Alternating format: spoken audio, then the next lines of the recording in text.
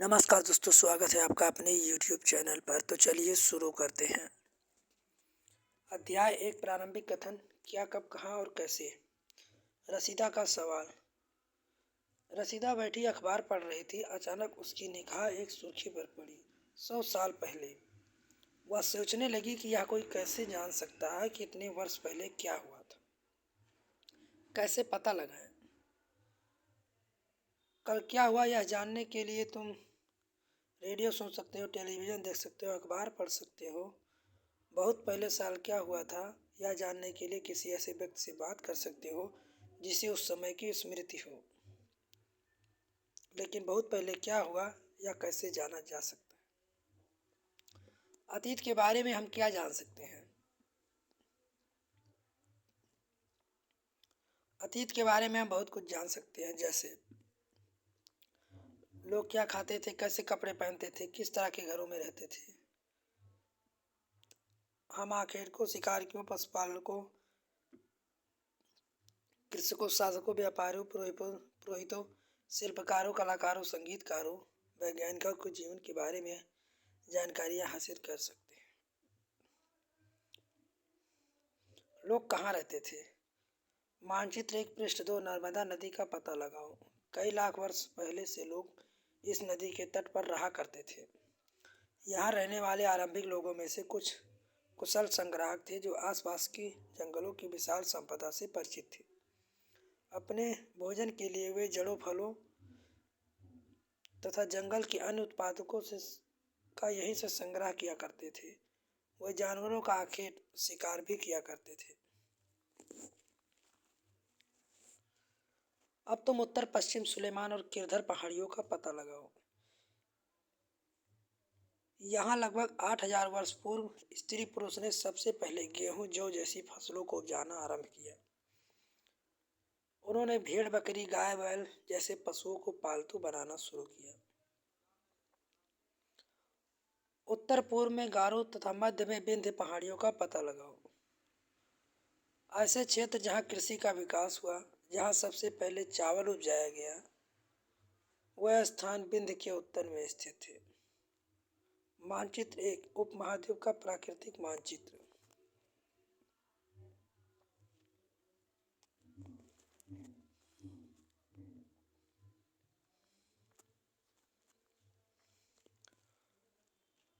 मानचित्र पर सिंधु तथा इसकी सहायक नदियों का पता लगाने का प्रयास करो। सहायक नदियां उन्हें कहते हैं जो एक बड़ी नदी से मिल जाती हैं। लगभग 4700 वर्ष पूर्व इन्हीं नदियों के किनारे कुछ आरंभिक नगर फले फूले। गंगा व इसकी सहायक नदी के किनारे तथा समुद्र तटवर्ती इलाकों के में नगरों का विकास लगभग 2500 वर्ष पूर्व हुआ। मानचित्र एक, दक्षिण एशिया। आधुनिक भारत, पाकिस्तान, बांग्लादेश, नेपाल, भूटान और श्रीलंका और अफगानिस्तान, ईरान, चीन तथा म्यांमार आदि पड़ोसी देशों को दर्शाता है। दक्षिण एशिया महाद्वीप से छोटा है, लेकिन विशालता तथा बाकी एशिया में से समुद्रों, पहाड़ियों तथा पर्वतों से बंधे होने के कारण इसे प्रायः उपमहाद्वीप कहा जाता है। गंगा तथा इसकी सहायक नदी सोन का पता लगाओ। दक्षिण में नदियों के आसपास का क्षेत्र प्राचीन काल में मगध, वर्तमान में बिहार नाम से जाना जाता था। इसके शासक बहुत शक्तिशाली होते थे और उन्होंने एक विशाल राज्य स्थापित किया। देश के अन्य हिस्सों में भी ऐसे राज्यों की स्थापना की गई। लोगों ने सदैव उपमहाद्वीप के एक हिस्से से दूसरे हिस्से तक यात्रा की। कभी कभी हिमालय जैसे ऊंचे पर्वतों, पहाड़ियों, रेगिस्तान, नदियों तथा समुद्र के कारण यात्रा जोखिम भरी होती थी। फिर भी लोग यात्रा के लिए असंभव नहीं था। कभी कभी सेनाएं दूसरे क्षेत्रों पर विजय हासिल करने के लिए जाती थीं। इसके अतिरिक्त व्यापारी कभी काफिले में तो कभी जहाज में अपने मूल्यवान वस्तुओं के साथ एक स्थान से दूसरे स्थान जाया करते थे। धार्मिक गुरु लोग शिक्षा और सलाह देते हुए एक गांव से दूसरे गांव में जाया करते थे। इन सभी यात्राओं से लोगों को एक दूसरे के विचारों को जानने का अवसर मिला। आज लोग यात्राएं क्यों करते हैं। मानचित्र एक देखो, पहाड़ियाँ, पर्वत, समुद्र इस महाद्वीप की प्राकृतिक सीमा का निर्माण करते हैं। हालांकि लोगों के लिए इन सीमाओं को पार करना आसान नहीं था। जिन्होंने ऐसा चाहा वो ऐसा कर सके। वो पर्वतों की ऊंचाइयों को छू सके तथा गहरे समुद्रों को पार कर सके। उपमहाद्वीप से लोगों उपमहाद्वीप के बाहर से लोग भी आए और यहीं पर बस गए।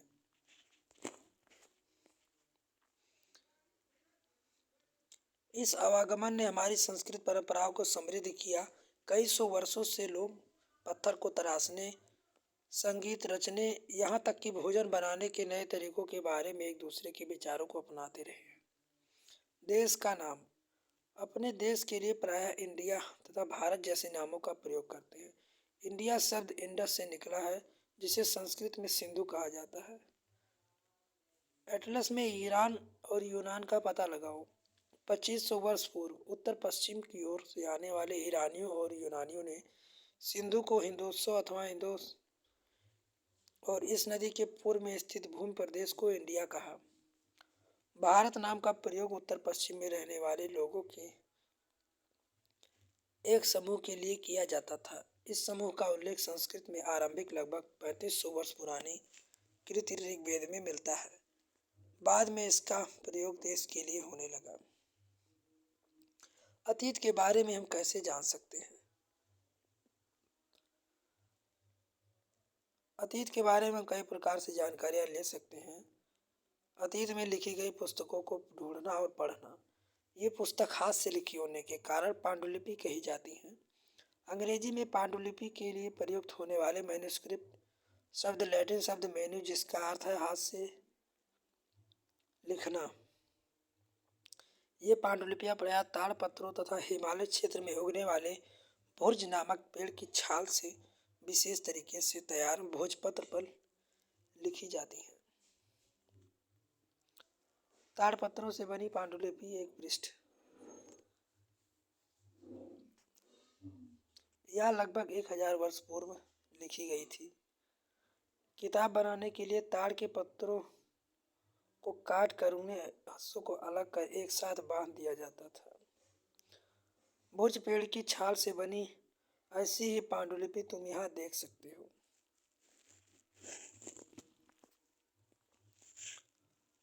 इतने वर्षों में कई पांडुलिपियों को कीड़ों ने खा लिया, कुछ ऐसे ही नष्ट हो गई। कई पांडुलिपियाँ आज भी उपलब्ध हैं।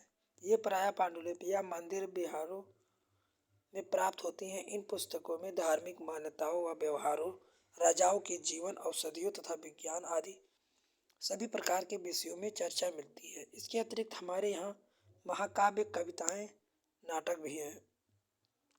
इनमें से संस्कृत में लिखे हुए मिलते हैं, जबकि प्राकृत और तमिल में हैं। प्राकृत भाषा का प्रयोग आम लोग करते थे। हम अभिलेखों का भी अध्ययन कर सकते हैं। ऐसे लेख पत्थर अथवा धातु जैसी अपेक्षाकृत कठोर सतहों पर उत्कीर्ण किए जाते हैं। कभी कभी शासक अथवा अन्य लोग अपने आदेशों को इस तरह उत्कीर्ण करवाते थे ताकि लोग उन्हें देख सके, पढ़ सके, उनका पालन कर सके। लगभग 2250 वर्ष पुराना यह अभिलेख वर्तमान अफगानिस्तान के कांधार से प्राप्त हुआ है। यह अभिलेख अशोक नामक शासक के आदेश पर उत्कीर्ण करवाया गया था। इस शासक के विषय में तुम अध्याय 7 में पढ़ोगे। जब हम कुछ लिखते हैं, हम किसी लिपि का प्रयोग करते हैं। लिपियां अक्षरों अथवा संकेतों से बनी होती हैं।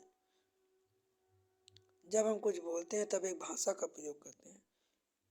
यह अभिलेख इस क्षेत्र में प्रयुक्त होने वाली यूनानी अमरोइक नामक 2 विभिन्न लिपियों तथा भाषाओं में है।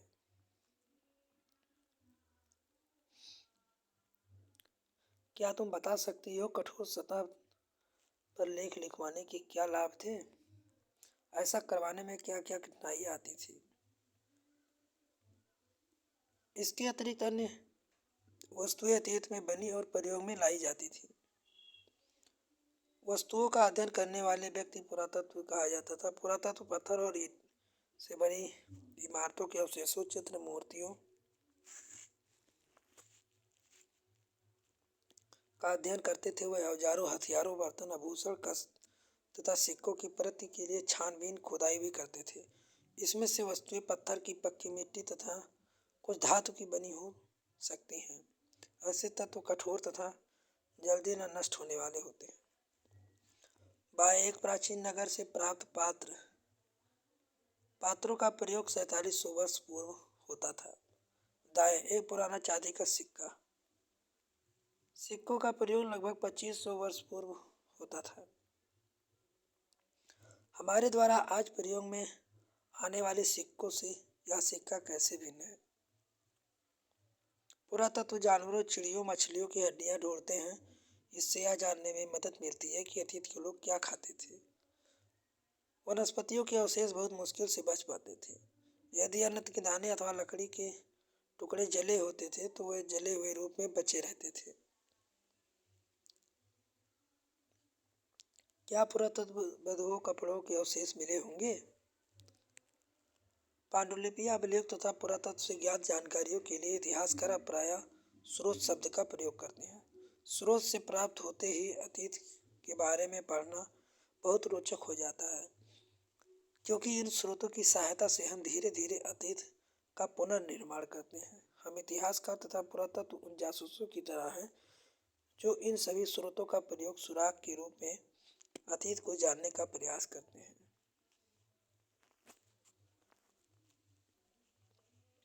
अतीत एक या अनेक।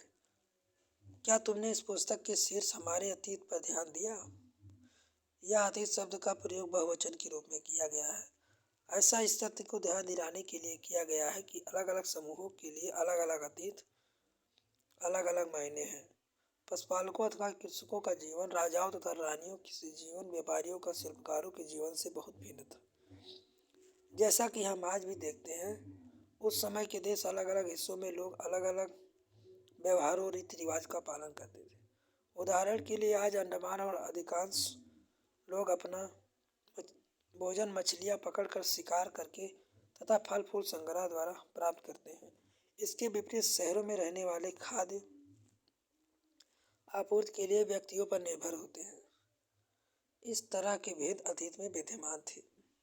इसके अतिरिक्त एक अन्य भेद है, उस समय शासक अपनी विजयों का लेखा जोखा रखते थे। यही कारण है कि हम शासकों तथा उनके द्वारा लड़ी जाने वाली लड़ाइयों के बारे में काफ़ी कुछ जानते हैं, जबकि शिकारी, मछुआरे, संग्राहक, कृषक, पशुपालक जैसे आम आदमी प्राय अपने कार्यों का लेखा जोखा नहीं रखते थे। तिथियों का मतलब। अगर कोई तुमसे तिथि के विषय के बारे में पूछे तो तुम शायद तारीख, माह, जैसे 2000 इसी तरह का कोई वर्ष बताओगी। वर्ष की यह गणना ईसा मसीह जन्म की तिथि से की जाती है। अतः 2000 वर्ष कहने का तात्पर्य ईसा मसीह के 2000 वर्ष बाद से है। ईसा मसीह के जन्म के पूर्व सभी तिथियों ईसा पूर्व से पहले के रूप में जानी जाती हैं। 2000 को अपना आरंभिक बिंदु मानते हुए वर्तमान से पूर्व की तिथियों का उल्लेख करेंगे।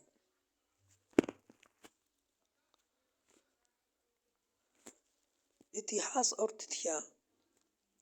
अंग्रेजी में बीसी, हिंदी में ईपू का तात्पर्य बिफोर कॉमन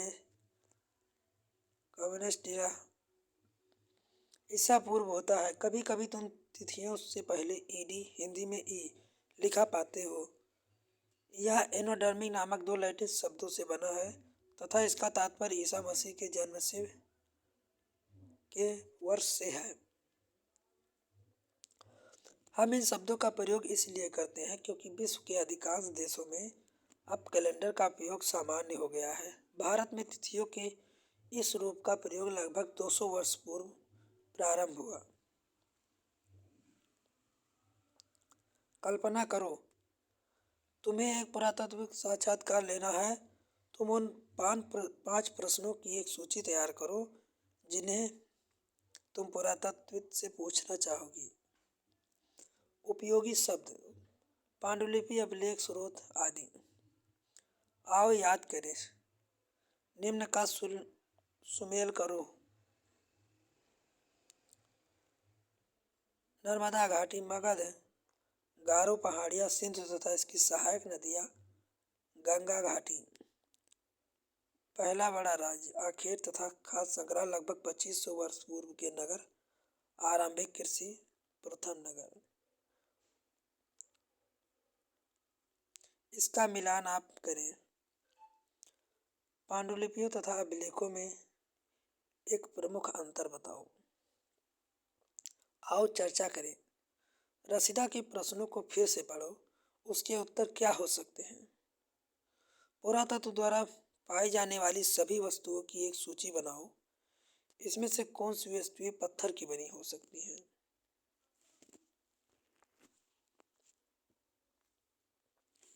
कुछ महत्वपूर्ण तिथियां। कृषि का आरंभ 8000 वर्ष पूर्व। सिंधु सभ्यता प्रथम नगर 4700 वर्ष पूर्व। गंगा घाटी नगर मगध का बड़ा राज्य 2500 वर्ष पूर्व। वर्तमान 2000 वर्ष पूर्व। पांचवा, साधारण स्त्री तथा पुरुष अपने कार्यों का विवरण क्यों नहीं रखते थे। इसके बारे में तुम क्या सोचती हो। कम से कम 2 ऐसी बातों का उल्लेख करो जिससे तुम्हारे अनुसार राजाओं और किसानों के जीवन में भिन्नता का पता चलता है। आओ करके देखें। पृष्ठ 1 पर शिल्पकार शब्द का पता लगाओ। आज प्रचलित काम में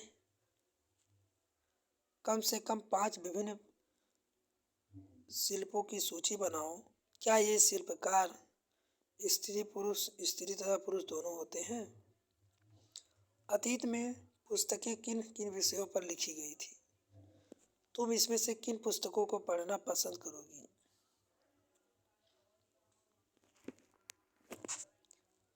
लाइक करें, सब्सक्राइब करें हमारे YouTube चैनल को और बेल आइकन दबाना ना भूलें ताकि इससे आगे आने वाली वीडियो आपको मिल सके सबसे पहले। तब तक के लिए जय हिंद, जय भारत।